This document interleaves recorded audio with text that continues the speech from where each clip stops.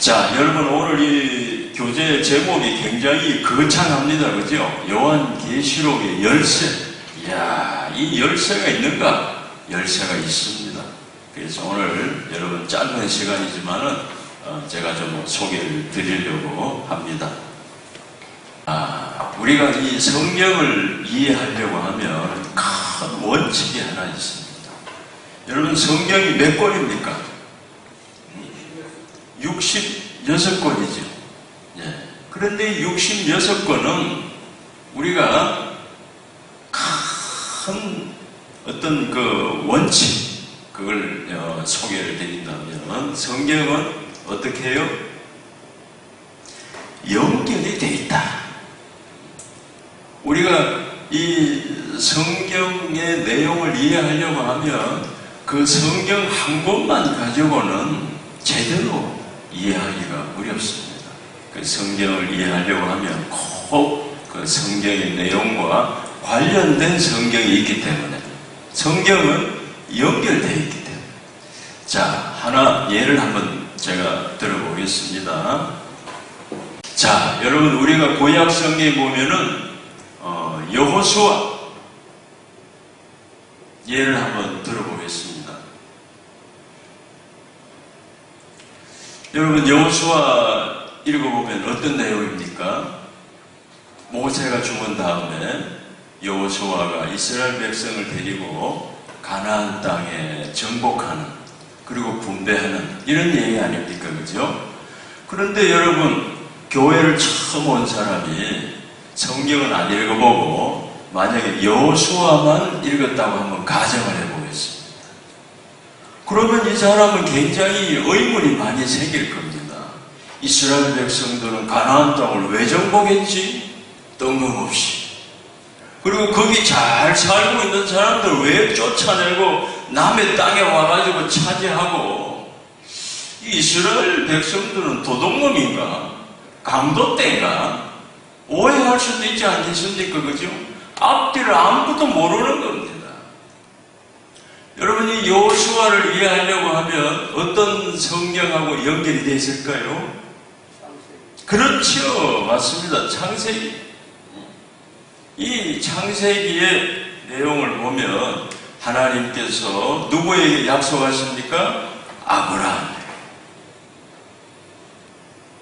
보이는 땅을 너와 내 자손에게 주리니 영원히 이르리라.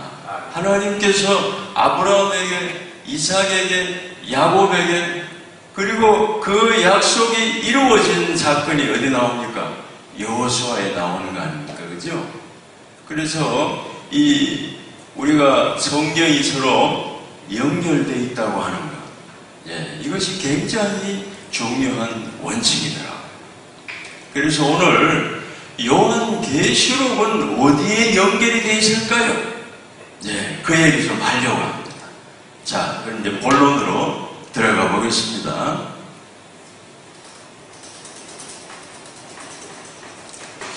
여러분, 오늘 요 얘기를 잘만 이해하시면 진짜 이 제목처럼 요한계시록의 열쇠를 오늘 여러분이 받아가시는 겁니다. 자, 계시록입니다. 계시록 중에서도 여러분 제일 그 해석이 난해한 것이 7인이 아니겠습니까? 그죠? 자, 요한계시록은 어디에 연결이 되어 있을까요? 예, 그렇습니다. 마태복음, 그죠? 마태복음 24장. 자, 두 성경을 보면 공통점도 있고 차이점도 있습니다. 공통점은 뭘까요? 종말론. 그죠? 예수님께서 직접 설명하신 종말론. 말세. 그런데 계시록은 누가 얘기했습니까? 예, 예수님이 직접 하신 건 아니고 요한을 통해서 간접적으로. 공통점은 뭐라고요? 종말론. 그죠?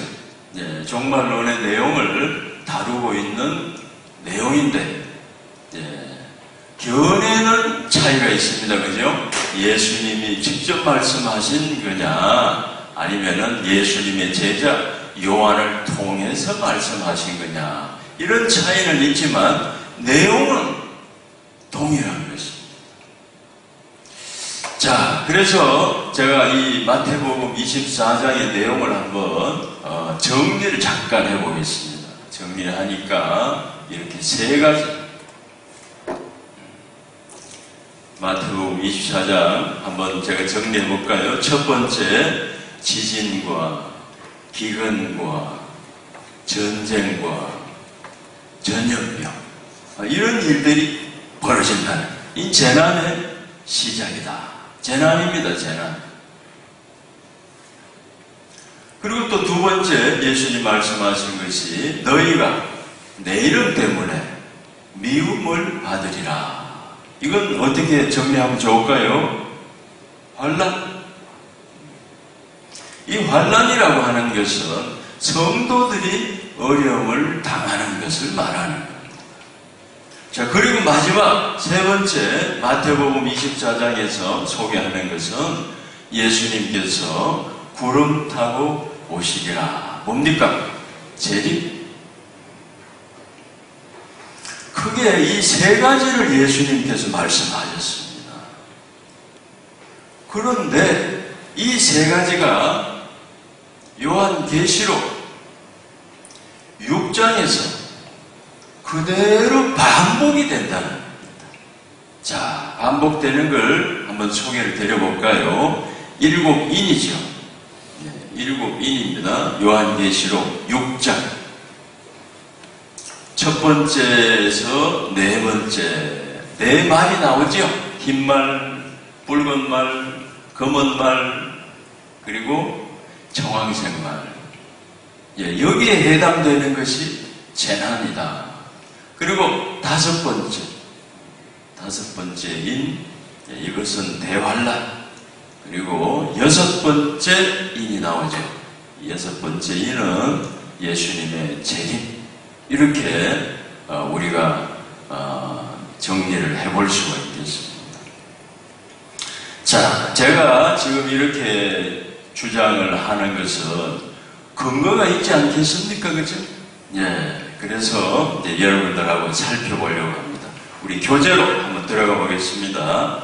여러분, 교재 중에서 여섯 번째 일을 좀 먼저 하려고 합니다.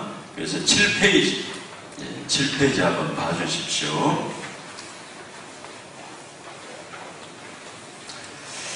자, 7페이지에 보시면 예수님의 재림에 대해서 마태복음 내용을 이제 소개하고 있습니다. 그런데 오늘 이 본문에 보면 마태복음 24장에서 두 가지 큰 특징을 우리한테 소개하고 있습니다. 첫 번째는요, 예수님께서 재림하실 때 나타나는 징조가 있겠죠. 그 징조에 대해서 소개를 하고, 두 번째는 예수님 재림하실 때 사람들의 반응, 이걸 우리한테 좀 전달하고 싶은 겁니다. 자, 여러분이 두 가지 관점을 가지고 한번 성경에서 찾아볼까요? 자, 마태복음 24장 29절 같이 한번 읽어보겠습니다. 시작. 그날 환난 후에 적시 해가 어두워지며 달이 빛을 내지 아니하며 별들이 하늘에서 떨어지며 하늘의 권등들이 흔들리리라. 자, 여기에서 첫 번째 징조 한번 찾아보면 내용이 어떻게 될까요? 예수님이 재림할 때 나타나는 징조가 해가 어두워지고 달이 어두워지고 별들이 떨어지는 이런 징조가 나타난다는 겁니다. 자, 계속 한번 읽어보겠습니다. 30절 시작. 그때에, 여기 그때가 언제라는 겁니까? 해가 어두워질 때에 그 말인 거죠. 별이 떨어질 때에 그 말인 거죠. 자, 재림의 징조가 나타날 때에 30절 계속 한번 읽어봅니다. 그때에 인자의 징조가 하늘에서 보이겠고 그때에 땅의 모든 족속들이 통곡하며 그들이 인자가 구름을 타고 능력과 큰 영광으로 오는 것을 보리로다. 자, 두 번째 내용을 한번 찾아볼까요? 사람들의 반응 어떻습니까? 예수님 재림하실 때 사람들의 반응, 그렇죠. 통곡하면서 오는 것을 보리로다. 여러분, 예수님 오시는데 통곡하는 사람들은, 제가 퀴즈 한번 내볼까요? 구원 받았다, 구원 못 받았다. 구원 못 받은 사람들이 통곡하겠죠. 근데 그 사람들이 몇 명이나 될까요? 오늘 본문에 나와 있습니다. 땅의 모든 족속들이, 한두 명이 아니죠. 땅의 모든 족속들이 어떻게 하면서? 통곡하면서 오는 것을 보리로다. 지금 그 상황을 설명을 하고 있습니다. 자, 여기에 대해서 제가 이 요한계시록을 뭐라고 말했습니까? 반복된다 그랬죠. 좀 더 정확히 설명을 하면 추가 설명이다. 마태복음 24장은 결론입니다. 이 결론에 대해서 살을 붙이고 좀 구체적인 설명을 붙인 것이 계시록 6장이다. 자, 확인해 보겠습니다. 계시록 6장 12절 찾으셨죠? 같이 읽어보면 시작. 내가 보니 여섯째 인을 떼실 때에 큰 지진이 나며 해가 검은 털로 짠 상복같이 검어지고 달은 온통 피같이 되며 하늘의 별들이 무화과나무가 대풍에 흔들려 설익은 열매가 떨어지는 것 같이 땅에 떨어지며, 여기까지 먼저 한번 보겠습니다. 자, 마태복음에서 소개한 것처럼 재림의 징조가 나와 있죠. 그런데 구체적으로 설명을 하고 있습니다. 굉장히 좀 리얼하게. 해가 어두워진다, 이 정도가 아닙니다. 해가 상복같이 검어진다. 이 말이 뭡니까? 깜깜한 밤이 된다는 겁니다. 그죠? 굉장히 여러분 상황이 좀 실감나지 않습니까? 그죠? 두 번째는 뭡니까? 달은 어떻게 된다고요? 피같이 되네요. 여러분, 피가 색깔이 어떻습니까? 물론 붉은 피죠. 검붉은 피 아닙니다. 세 번째, 여러분, 하늘에 별이 떨어지는데 그냥 어쩌다가 하나나 두나나 떨어지는 게 아니고 설익은 열매가 떨어지는 것처럼 굉장히 많이 떨어진다는 거예요. 그러니까 누구든지 분간할 수 있지 않겠습니까? 그죠? 애매한 현상이 아니고 너무나도 분명한 현상. 별이 얼마나 많이 떨어지는지, 설익은 열매가 그냥 태풍에 떨어지는 것처럼 그렇게 떨어진다.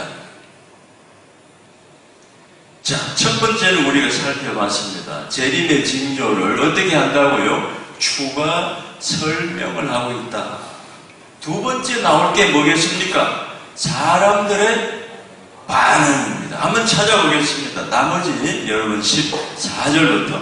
자, 시작. 하늘은 두루마리가 말리는 것 같이 떠나가고 각 산과 섬이 제자리에서 옮겨지며 15절에 땅의 임금들과 왕족들과 장군들과 부자들과 강한 자들과 모든 종과 자유인이 굴과 산들의 바위 틈에 숨어 산들과 바위에게 말하되 우리 위에 떨어져 보좌에 앉으시니 얼굴에서와 그 어린 양의 진노에서 우리를 가리라. 그들의 진노의 큰 날이 일어났으니 누가 너희 서리요. 자, 여러분, 이 두 번째는요, 사람들의 반응을 소개한다고 그랬습니다. 우리가 마태복음에서 통곡하는 사람들이 몇 명이라고 그랬습니까? 땅의 모든 족속, 그것부터 설명합니다. 임금들, 왕족들, 장군들, 부자들, 예외가 없다는 겁니다. 강한 자들, 모든 종, 자유인, 땅에 있는 모든 사람들 지금 설명을 하고 있습니다. 여러분, 통곡한다는 게 어떤 상황입니까? 절망하고 후회하고 낙심하고 막 공포와 두려움을 느끼는 것이 통곡하는 거 아닙니까? 이 사람들이 어떻게 합니까? 산에 들어가 가지고서 굴에 숨고 바위에 숨고 난리가 났습니다. 그리고 이렇게 말합니다. 산과 바위에게 우리 위에 무너져 나오. 우리를 숨겨다오. 왜? 하나님의 진노가 임하겠다. 이제 하나님의 심판이 시작되는데 그걸 우리가 어떻게 그 앞에서 견딜 수가 있겠느냐. 막 절망하고 낙심하고 통곡하는 그런 이야기가 지금 굉장히 구체적으로 설명이 되어 있지 않습니까? 그죠? 제가 지금 하고 싶은 얘기는 마태복음과 요한계시록이 연결되어 있는데 어느 정도로 연결되어 있느냐? 겹치는 게 한 30%, 50% 겹치는 게 아니고 90% 겹치는 90%. 이 마태복음 24장은요, 쉽게 말하면 결론입니다, 결론. 예수님께서 3일 후에 십자가에서 죽으십니다. 마지막 제자들에게 지금 떠나기 전에 말세에 대해서 얘기하고 있는 그런 장면입니다. 그죠? 이 예수님이 아주 그냥 막 결론만 얘기하는 겁니다. 결론만. 간단하게. 물론 예수님께서 강조하신 부분도 있겠지만 거기에 대해서 요한이 이제 아주 자세하게 어떻게 한다고요? 이제 추가 설명. 여러분, 제가 그 강의 처음에 시작할 때 여호수아 얘기를 잠깐 말씀드렸죠? 여러분, 여호수아만 가지고는 해석이 불가능합니다. 요한계시록만 읽어가지고는요, 이 흰말이 뭐지? 해석이 불가능합니다. 아무리 요한계시록을 100번을 읽어도 해석 안 되는 겁니다. 여러분 100번은 다 읽으셨죠? 아무리 여러분 요한계시록만 가지고 연구한다고 해도 해석이 어렵더라고요. 여러분 오늘 제가 말씀드리는 이 요한계시록의 열쇠는요 연결되어 있다는 거예요. 성경은 연결되어 있는데 특별히 요한계시록 6장에 7인이 나와 있습니다. 이 7인은요 오늘 여러분 요 교재에 보시면 6가지의 인에 대해서 아주 이제 하나씩 이렇게 정리를 했습니다. 오늘 제가 주어진 시간이 좀 촉박해가지고 6번째 재림에 대해서 간략하게 설명을 했습니다. 하나 더 할 수 있을 것 같습니다. 이제 하나 더 여러분 5번째인 환난에 대해서 같이 한번 보겠습니다. 자, 5번째 인이 왜 환난이냐 한번 보겠습니다. 먼저 우리 마태복음은 결론이라고 그랬죠? 계시록은요 추가 설명. 자, 마태복음 24장에서 예수님께서 말씀하신 것 한번 보겠습니다. 24장 9절 시작. 그때에 사람들이 너희를 환난에 넘겨주겠으며 너희를 죽이리니 너희가 내 이름 때문에 모든 민족에게 미움을 받으리라. 여기 보면 너희가 죽임을 받으리라. 너희가 환난에 넘겨주리라. 여기 너희는 누굴까요? 너희가 내 이름 때문에 미움을 받는다. 너희는 누굴까요? 성도. 그죠? 예수님 때문에 미움받는 사람 누굽니까? 세상 사람들은 미움 안 받습니다. 예수님 때문에 왜 고생합니까? 예수님 때문에 고난당하는 사람이 누구라고요? 성도. 성도들이 여기에 해당이 되는 겁니다. 자, 10절 계속 한번 보겠습니다. 그때 많은 사람이 실족하게 되어 서로 잡아주고 서로 미워하겠으며 거짓 선지자가 많이 일어나 많은 사람을 미혹하겠으며 불법이 성함으로 많은 사람의 사랑이 식어지리라.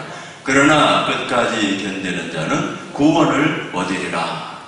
자, 이 내용을 통해서 예수님께서 앞으로 말세에 닥칠 환난에 대해서 너희가 환난에 넘겨지고 이 감옥에 죽는 자리에 고난을 겪는 내 이름 때문에 미움을 받을 것이다. 이런 얘기를 했는데 여러분 이 요한 계시록에서는 어떻게 그 부분을 다루는가 한번 보겠습니다. 다섯째 인이라 그랬죠.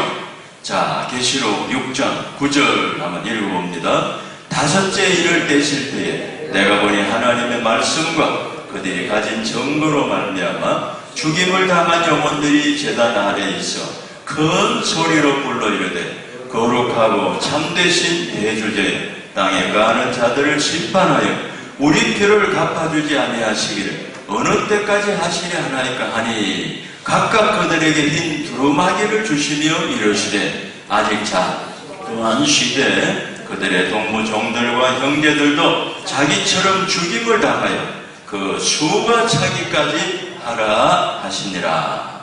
자, 내용은 이렇습니다. 순교한 성도들이 주님 앞에 하소연하는 겁니다. 우리 원한은 언제 갚아주십니까? 우리 억울하게 죽었습니다. 우리의 피를 갚아주십시오. 그 주님 뭐라고 대답하셨습니까? 조금 더 기다려라. 언제까지요? 순교자의 수가 채워질 때까지. 그 말이 뭡니까? 순교할 사람들이 남았다.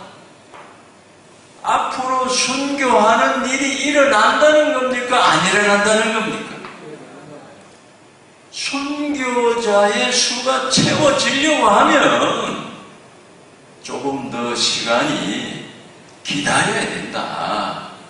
여러분, 대환란 때는 어떤 일이 벌어질까요? 예수님이 말씀하셨습니다. 너희가 내 이름 때문에 미움을 받으며 환난에 넘겨지며 내 이름 때문에 신앙을 지키다가 믿음을 지키다가 너희들이 죽임을 당하는 그러한 상황을 환난이라고 하는 거 아닙니까? 그죠? 그러니까 다섯째 인이 이 환난에 대해서 아주 간단하게 설명을 하고 있는 것이다. 자, 오늘 제가 여러분들에게 소개해드린 그 핵심은 성경은 연결되어 있다. 그래서 요한계시록을 해석하려고 하면 성경을 연결해서 해석을 해야 되는데 그 연결된 성경, 물론 다니엘도 연결되어 있고 다른 성경도 연결되어 있겠지만 가장 직접적으로 연결된 성경이 마태복음 24장이다.